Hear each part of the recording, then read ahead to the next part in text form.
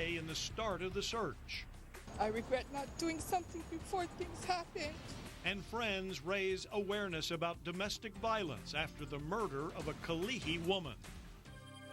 From KHON 2 News, this is Hawaii at 10 with Joe Moore, Hawaii's #1 news.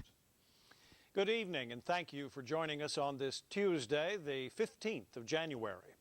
After a week-long application process, the University of Hawaii is ready to announce a new head football coach. John Venere joins us with the latest. John? That's right, Joe. Noah. He was 38 years old. Roy Hartsock has been indicted by a grand jury for murder. He remains in custody, unable to post a $1 million bond. Hartsock is accused of stabbing his wife to death last Wednesday in their Kalihi apartment. Marissa Yamani attended a silent march tonight for Jenny Hartsock and other victims of domestic violence. Marissa? Joe, last year, 6 people in Hawaii died due to domestic violence. Jenny Hartsock is the first for this year. And those who participated in the march tonight hope to prevent others from facing the same fate. These are the faces of the victims of domestic violence, people who've died from abuse. Last Wednesday, Jenny Hartsock became another victim. I regret not doing something before things happened. Fran Kami has regrets, and so do many others who wish they'd gotten help for their loved ones before it was too late. Kami worked with Jenny Hartsock. She and other co-workers saw the signs of abuse, bruises, a deep gash. I knew. I felt like saying, look, girl, this ain't working.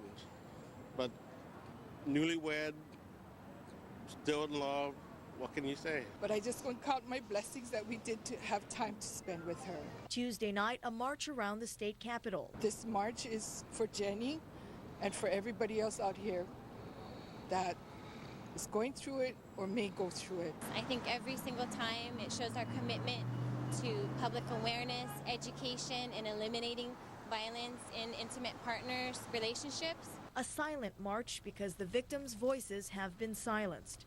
But they hope this effort will empower people to speak up. As the legislature is learning, education is important, but what we're learning too is that we have to empower our victims. This is the life that was taken from all of us. And if you're in it, there's help, there's ways to get out. If you know someone who's in it, get them help. Don't wait for them to ask, just do it for them. And for information on how to contact the Hawaii State Coalition Against Domestic Violence, visit our website at khon2.com. Marissa Yamane, KHON 2 News. Hawaii state lawmakers will head back to work tomorrow, and while everyone wants a piece of the state's revenue, there may be less to go around than last year. The story when our news continues. The rain will still...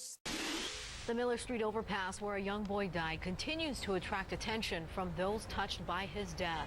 A march and candlelight vigil were held tonight to remember and honor 2 recent murder victims whose lives were cut short. Live, local, late breaking, K5 News at 9. Among the many at tonight's vigil, the families of Janelle Tupuola and Cyrus Belt. It was a somber evening at the state capitol as people called for stricter laws against criminal violence and domestic abuse. Leland Kim is out live tonight at the makeshift memorial for Cyrus Belt. Walter, the memorial here at the Miller Street overpass continues to grow. It was moved on Saturday because of traffic concerns, but the continued outpouring of support means it is once again visible from the H1.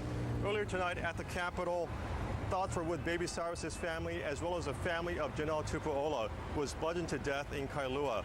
Organizers wanted to call attention to the problem of domestic violence and criminal violence in our state. And we're not going to sit back and just fade out in the background and just forgetting her. This way we can always remember Janelle.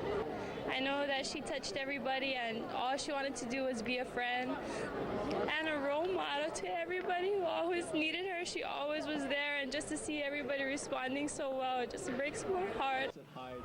About 300 gathered for the candlelight vigil at the Capitol following the march.